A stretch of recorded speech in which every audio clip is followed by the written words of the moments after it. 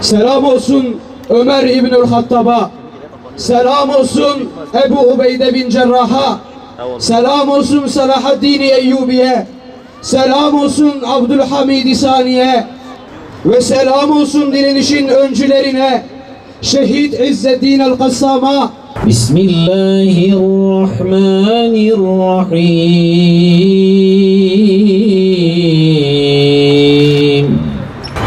وَاقْتُلُوهُمْ حَيْثُ ثَقِفْتُمُوهُمْ وَأَخْرِجُوهُمْ مِنْ حَيْثُ أَخْرَجُوكُمْ وَالْفِتْنَةُ أَشَدُّ مِنَ الْقَتْلِ كَذَلِكَ جَزَاءُ الْكَافِرِينَ الْمَسْجِدِ الْحَرَامِ حَتَّى يُقَاتِلُوكُمْ فِيهِ فَإِنْ قَاتَلُوكُمْ فَاقْتُلُوهُمْ كَذَلِكَ جَزَاءُ الْكَافِرِينَ. Kıymetli misafirlerimiz, AGD İl Başkanı Muhammed Kaya hocamızın bir konuşması olacak. Buyurun hocam. Dünyayı zulüm kulelerinden tahakküm ile yöneten kafirlere karşı bir avuç mücahit bir kere daha arzın yegane ve mutlak sahibinin Cenab-ı Allah olduğunu hatırlatmış, delinemez, geçilemez, yapılamaz denilen ne varsa hepsini yapmıştır. Milyarlarca dolar harcanan sistemler, uydular, istihbarat ağları, silahlar ve hepsinden en önemlisi yenilmezlik algısı yerle yeksan olmuştur. Katil İsrail bir yandan tüm dünyanın gözü önünde katliamlarına, saldırılarına, asimile çalışmalarına, işgale ve apaçık zulümlerine devam ederken diğer yandan İslam ülkeleriyle normalleşme adımları atmaktadır. Başta Türkiye, Suudi Arabistan, Mısır gibi ülkelerin bu adımları atmaları elinde binlerce Müslümanın kanı bulunan Netanyahu ile yapılan görüşmeler bizleri bu vebale ortak yapmaktadır. Kıymetli kardeşlerim, gelin Diyar-ı Sahabe'den, Diyar-ı Bekir'den, Aksa'ya ve Filistin'deki mücahit kardeşlerimize bir selam gönderelim. Aksa murabıtlarına, Aksa murabıtlarına, El-Kassam tugaylarına, Kudüs tugaylarına, Aksa Tufanı Operasyonu'nun yiğit komutanı Muhammed Tayfe ve Kudüs davası için çarpışırken şehit olan bütün yiğitlere, bütün yiğitlere, bütün yiğitlere, Hüdapar Genel İdare Kurulu Başkanımız, üyesi Sayın Şeyh Mustafa Kulu Başkanımızı buraya davet ediyorum. Buyurun başkan. Dünyanın neresinde olursa olsun küfre karşı, zalimlere karşı baş kaldıran İslami hareketin tesipleri olarak elbette ki bizler de Diyarbakır'da, Ahmet'te farklı bir cephede o İsrail sevicilerine karşı mücadele etmeye de devam ediyoruz. Elbette ki bu zalimlere karşı yapmamız gerekenler var. Dezenformasyona karşı, oluşturulan algılara karşı bizler de medyada, sosyal medyada, hayatın her alanında onlarla mücadele etmemiz lazım. Bu ülkede utanmadan, sıkılmadan bu vahşi terör rejiminin yapmış olduğu katliamları meşrulaştırmaya çalışanlara karşı mücadele etmemiz lazım.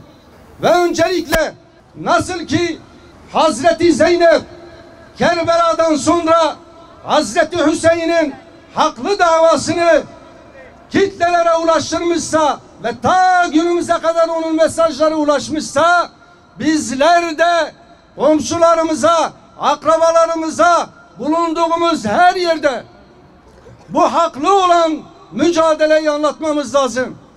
Bir asırdır toprakları işgal edilmiş ve milyonlarcası mülteci konumuna düşmüş Filistinli kardeşlerimizin elbette ki yanında olacağız. Mescid-i Aksa'nın, Kudüs'ün kurtuluşu ve özgürlüğü için kendi çocuklarımızı da yetiştirmemiz gerekiyor. Eğer bizim çocuklarımız el mevtu İsrail diyorsa, el mevtu Amerika diyorsa, el Kudsü lena diyorsa bir şeyler yapmışız demektir. Hamas'a selam, direnişe devam diyen bir nesil yetiştiriyorsak, Allah'a yemin ederim ki o Siyonist terör rejimi yok olup gidecektir. Eğer biz Allah'a inanıyorsak, Allah'a güveniyorsak unutmayalım, bu kainatın sahibi Allah'tır. Önceki kavimleri helak ettiği gibi bu Siyonist terör rejimini de, ona destek veren büyük şeytan Amerika'yı da, Fransa'yı da, İngiltere'yi de yok etmeye muktedirdir. Yeter ki biz bunun öncüsü olalım. Yeter ki biz direniş cephesinde yer alalım. İn yensurkumullahu fela galibe lekum. Eğer Allah size yardım ederse sizi yenecek hiçbir güç ve kuvvet yoktur. Ne Amerika'sı, ne Rusya'sı, ne diğer kafirler. Hiçbir güç ve kuvvet Müslümana galip gelemez. Elhamdülillah son 40 yıldır, 50 yıldır dünyanın her yerinde İslami uyanış ve direniş hareketleri yeşerdi ve her geçen günde büyüyor. İşte işgal edilmiş o toprakların, sadece Filistin toprakları da değil, dünyanın neresinde olursa olsun, Darül İslam'dan Darül Harp'e geçmiş olan o beldelerin kurtuluşu içinde mutlaka ama mutlaka bizler çaba ve gayret göstermemiz lazım. İslam ülkelerine sesleniyoruz. İslam ülkelerinin idarecilerine sesleniyoruz. Siz sıradan bir halk değilsiniz. Siz sivil toplum kuruluşu değilsiniz. Siz aktivist değilsiniz. Siz İslami açıdan da millilik açısından da tarafsınız. 11 gün geçti, kılınızı kıpırdatmadınız. Dün hastane bombalandığı zaman İslam ülkeleri kendi ülkelerinde bulunan Siyonist terör rejiminin diplomatlarını def etmeleri gerekiyordu. Buradan hükümetlere sesleniyorum. Halkımız, kamuoyu bunu beklemektedir. Daha neyi bekliyorsunuz siz?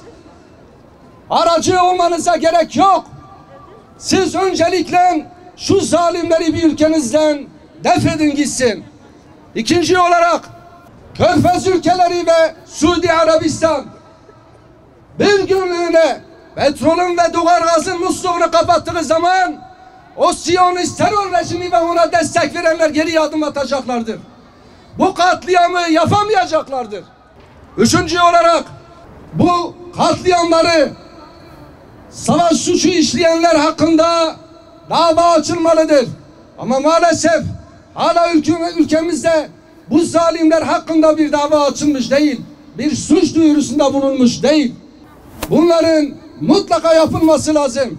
Bunun içinde bütün siyasi partiler, sivil toplum kuruluşları bulunmuş oldukları ülkelerde hükümetlere baskı kurmalıdır. Her yerde bunu dile getirmemiz gerekiyor. Ve şunu unutmayalım. Karşımızda korkak, ödlek, duvarlar arkasında çarpışan bir düşman var.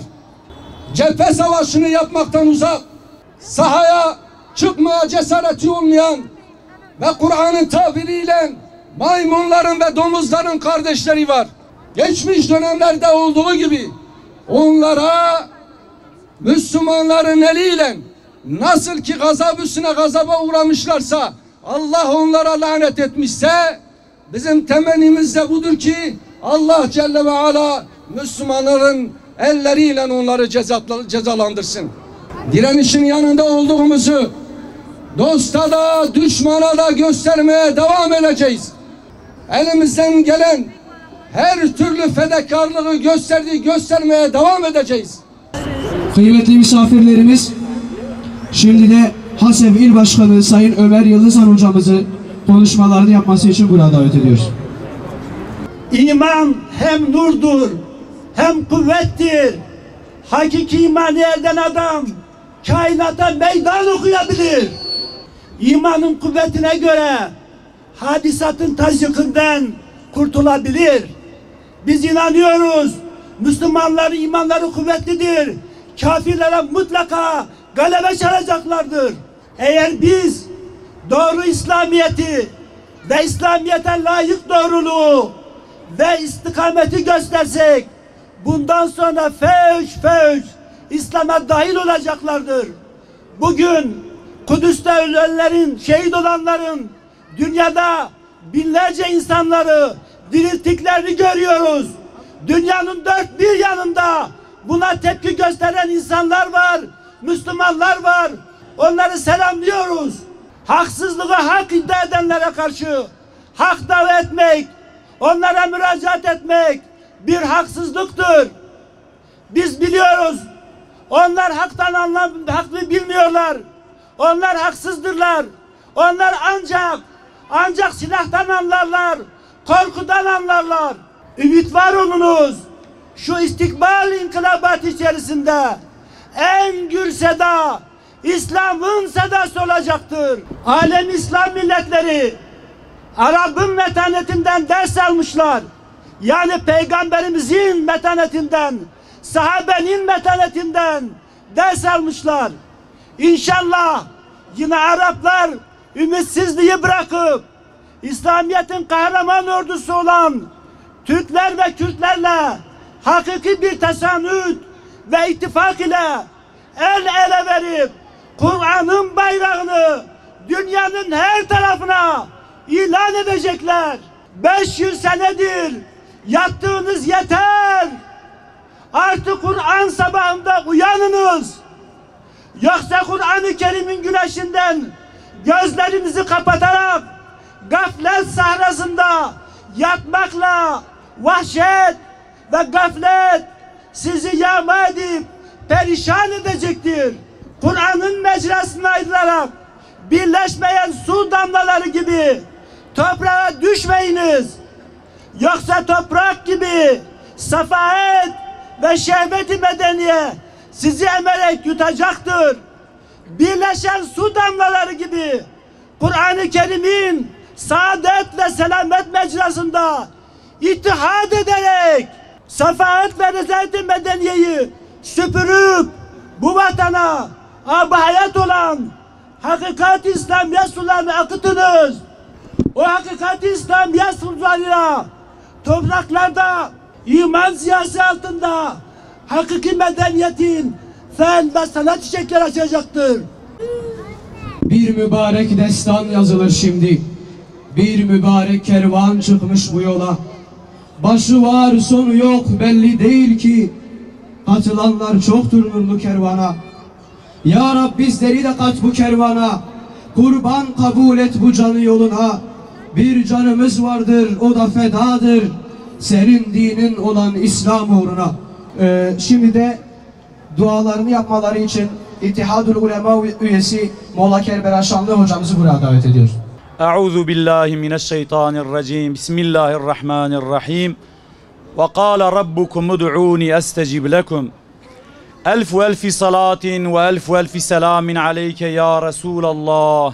Elfi salatin ve elfi selamin aleyke ya Nebiyallah.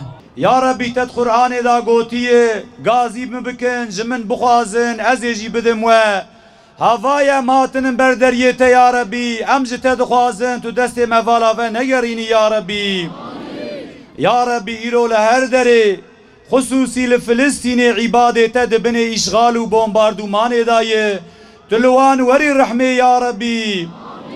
Ya Rabbi bu duaya Hazreti Nuh aleyhisselam em gazi tedikin تشوا دعاء حضرت نوح عليه السلام قبول كرت دعاء مجي قبول بك يا ربي تشوا او قومي وي تعو مؤمني بإيمان هاني تخلاص كرش طوفاني مسلماني لفلسطيني لغزة توانجي خلاص بك يا ربي تشوا قومي وي كافر وغدار هلاك كر تو يهودي وإسرائيل جي هلاك بك يا ربي يا ربي بدعاء حضرت إبراهيم عليه السلام هم غازي تذكن تشوا حضرت إبراهيم خلاص كرت مسلماني فلسطيني غزة جي خلاص كي يا ربي يا ربي تشوا حضرت محمد عليه السلام دعاوي قبول كر د بدر دا د خندق دا د فتح مكة دا او غالب كر تنه ياري وي مشرك وكافر مغلوب كر تما مسلمان اجي مسلمان فلسطيني غزة حماس يجي غالب بك يا ربي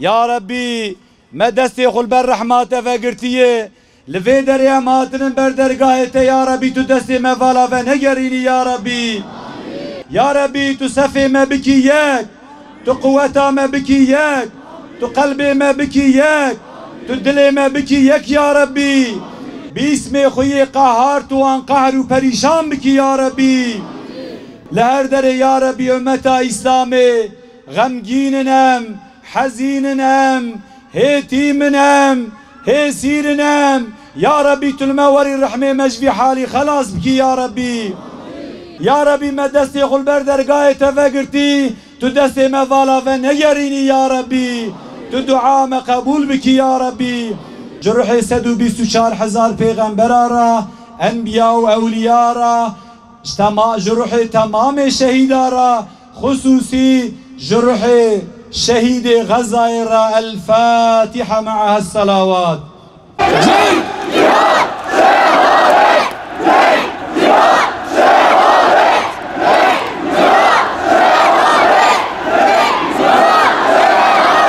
Her gece saat 8'de, akşam 8'de burada bu yapılan zulümleri telin etmek ve buna sessiz kalmadığımızı, bizim bu olaylarda taraf olduğumuzu ilan etmek için burada buluşacağız Allah'ın izniyle. Allah ecrinizi kabul etsin. Rabbim bizleri şehitlerle haşretsin. Allah'a emanet olun. Esselamu Aleyküm ve Rahmetullah.